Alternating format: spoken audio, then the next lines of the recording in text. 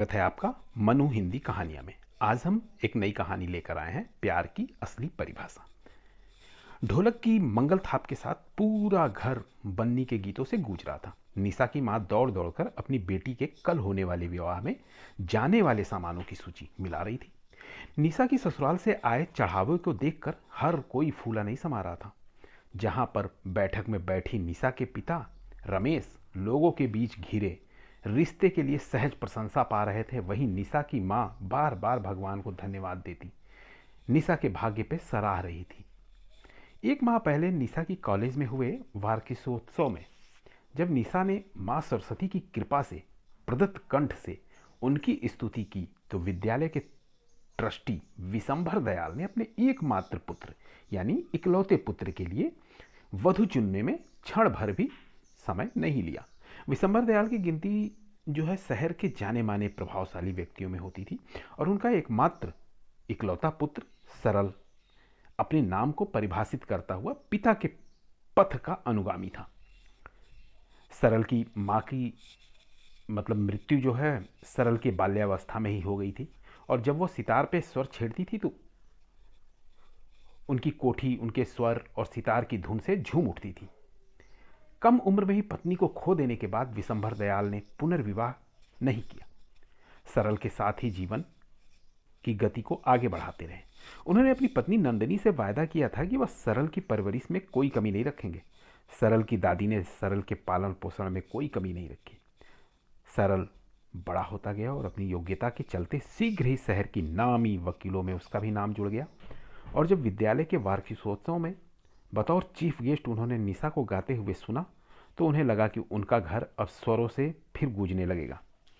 सामने से आए सुयोग्य वर और विशंभर दयाल के सुसंस्कृत परिवार को भला निशा के पिता रमेश कैसे अस्वीकार कर पाते। जब सरल की दादी निशा को देखने उनके घर गई तो एक नज़र में ही समझ गई कि रूप व गुण की धनी निशा दर्प की भी स्वामिनी है। दूध का धुला उसका रंग और कोयल सी आवाज़ जहाँ उसके व्यक्तित्व में चार चांद लगा दे, वहीं उसका अक्खड़ एवं स्वयं पे इतराता घमंड उसके गुणों में चांद पर दाग जैसे थे। और यही कारण था कि आज जब विवाह से एक रोज पूर्व सरल के यहाँ से चढ़ावा आया था तो उसका मन बहुत खिन्न हो गया था। सादगी के सौंदर्य से भरा विशंभर दयाल के यहाँ से आया हुआ चढ़ावा जहाँ उनके आडंबर रहित होने का प्रमाण दे रहा था, वहीं निशा का मन गुस्से की आग से दहक रहा था।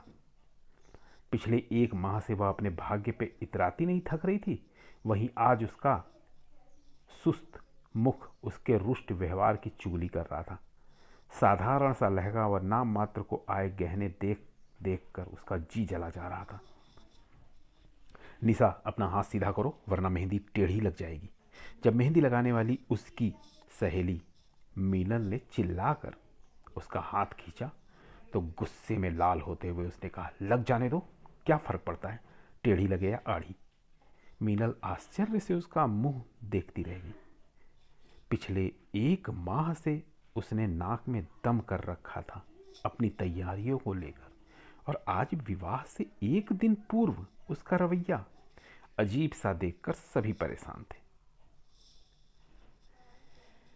मन में करवाहट लिए निशा अब ब्याह कर सरल के साथ उसके घर में आ गई।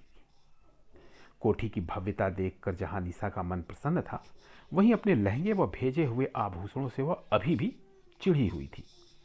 विवाह की रस्मों से निपटकर जब थकी हुई निशा अपने कक्ष में पहुंची तो उस कक्ष की सुंदरता व सजावट देखकर अभिभूत थी। कक्ष में आए सरल के लाख चाहते हुए भी वह अपनी कड़वाहट छुपा नहीं पाई। जब सरल ने उसे उपहार में एक अंगूठी पहनाई तो उसका पारा 7वें आसमान पर चढ़ गया।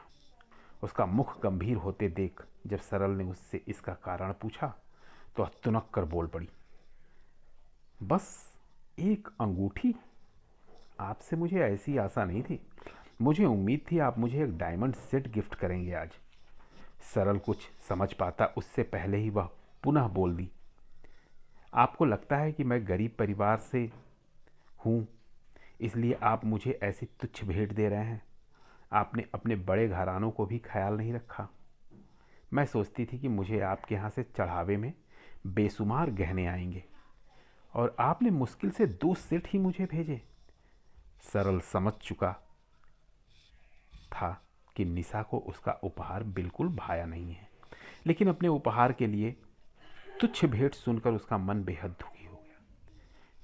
वह सुनकर चुपचाप कक्ष से बाहर निकल आया। अपनी रौ में बहती निशा बहुत कुछ कह गई थी। उसे यह भी नहीं भान था कि उसकी बातें सरल को कितना दुख पहुंचाएंगी। अगले दिन जब उसकी मुंह दिखाई में दादी और उसके ससुर विशंभर दयाल ने 2 जड़ाऊ सिट बनवाए, तब जाके उसके तृप्त हृदय को शांति पड़ी। अब उसकी बेचैन निगाहें सरल को ढूंढ रही थी, पर उसे सरल कहीं भी आसपास दिखाई नहीं दे रहा था। अगले दिन पग फेरे को अपने मायके जाते हुए जब वह अपने पिता रमेश के साथ कार में बैठने वाली थी कि अचानक सरल उसके सामने आ गया और उससे बिना निगाहें मिलाए उसे एक गिफ्ट पकड़ाकर चला गया। थोड़ी दूर जाने पर उसने गिफ्ट खोलकर देखा, उसमें जड़ाऊ टॉप्स दमक रहे थे। पिता के साथ कार में बैठी घर को जाती। अब वह बहुत बेचैन थी। सरल का उससे नजरें ना मिलाना उसे अंदर तक खा रहा था। उसके पग फेरे में घर जाते ही ढेरों चीज़ें उसके साथ कार में उसके भाई बहन के लिए बतौर उपहार भेजी जा रही थी। जब वह घर पहुंची तो उसके भव्य रूप की शोभा बढ़ाते गहने को देखकर उसकी माँ सविता के मन संतुष्टि पर मोहर लग गई। वह 3-4 दिन वहाँ रही। इस बीच दादी का फ़ोन तो उस पर कई बार आया, लेकिन सरल नहीं, उससे एक बार भी बात नहीं की सरल ने। वह स्वयं सरल से बात करने में झिझक रही थी, तो वह उससे बात करने की हिम्मत नहीं जुटा पाई। चौथी रोज जब सरल उसे लेने आया तो सरल ने देखा निशा ने उसके दिए टॉप्स पहन रखे थे। उस पर एक निगाह उचटती डालकर वह कार चलाता रहा। निशा से उसने एक भी शब्द बात नहीं की। घर पहुंच के दादी ने उसका भव्य स्वागत किया। विशंभर दयाल की इच्छा पर उसने दोपहर के खाने के बाद सुंदर भजन सुनाया। उसके सरस्वती विराजे कंठ की दादी व ससुर ने उन्मुक्त प्रशंसा की, पर उसकी निगाहें जिसे ढूंढ रही थी वह कहीं आस पास नहीं था। थोड़ी देर में देखा सरल अपना बैग पैक कर रहे थे। सब देखकर चौंक गए, तो उसने बताया कि अचानक ही किसी मीटिंग के सिलसिले में उसे विदेश जाना पड़ रहा है। घर से निकलते हुए सरल ने उसे एक बार भी नहीं देखा। दादी और पिताजी के पैर छूकर वह कार में बैठ गया। अनमनी निशा जब अपने कमरे में आई तो उसने देखा कि उसके पलंग पर एक डिब्बा रखा था। उसने खोल कर देखा तो उसमें एक सोने की चैन चमक रही थी। वह समझ गई कि सरल उसे वहां रख कर गया था। 3 माह तक सरल घर नहीं लौटा। इस बीच उसे घर की भव्यता के साथ सादगी का भी पता चल गया था।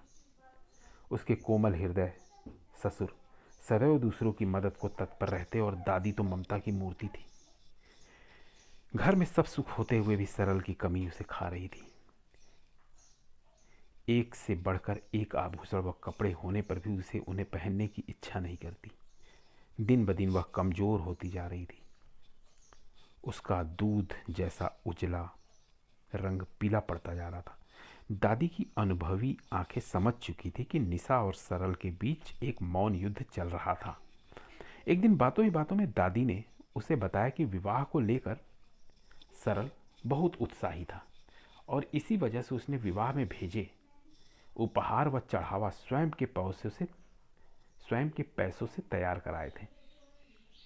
अब तक निशा की भी आंखें खुल चुकी थी और समझ चुकी थी कि उसका स्वाभिमानी पति उसे लगातार संदेश दे रहा था कि वह भले ही एक बड़े घराने में ब्याह कर आई थी, पर स्वयं भी उसका खर्चा उठाकर उसका भविष्य पूर्णतः सुरक्षित रखेगा। उसको सुस्त देखकर कुछ दिनों के लिए विशंभर दयाल ने उसे मायके घूम आने को कहा। मायके में उसका मन नहीं लग रहा था। जब उसकी नवविवाहिता मित्र मीनल उसे अपने पति स्नेह के बारे में बता रही थी तो उसका मन और डूबा चला जा रहा था।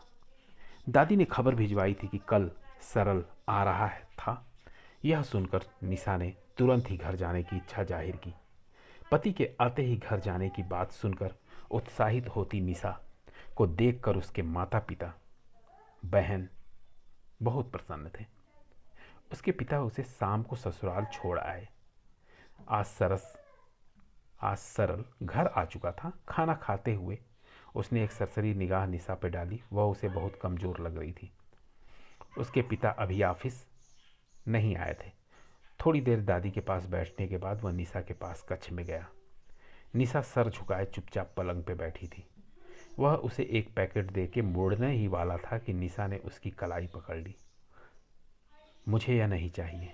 निशा की आवाज़ भीगी हुई थी। सरल ने वह पैकेट खोलकर उसे बढ़ाते हुए कहा, पर इसमें तो तुम्हारे मन का डायमंड सेट है। चमचमाते डायमंड सेट को निशा ने एक तरफ कर दिया और हथेलियों में अपना मुंह छिपाकर सुबकते हुए कहा, नहीं, मुझे यह नहीं चाहिए। मुझे आपका साथ चाहिए। उसको रोता देखकर सरल ने बढ़कर उसे अपनी बाहों में भर लिया था। आज सरल की बाहों का हार निशा को सभी हारों से प्यारा लग रहा था। मन के मैल धुल गए थे। आज मिले उसे इस प्यार के गहने ने उसका मन तृप्त हो गया था। अगली दिन सुबह सुनाए निशा के भजन पर सबसे पहले ताली बजाने वाला सरल था। अपनी घराने की बहू को देखकर दूर कहीं सरल की माँ की आत्मा भी आज संतृप्त हो रही थी। आपको अगर हमारा चैनल पसंद आए तो इसको सब्सक्राइब कर लें और ऐसी कहानियों के लिए आपको देखने के लिए धन्यवाद।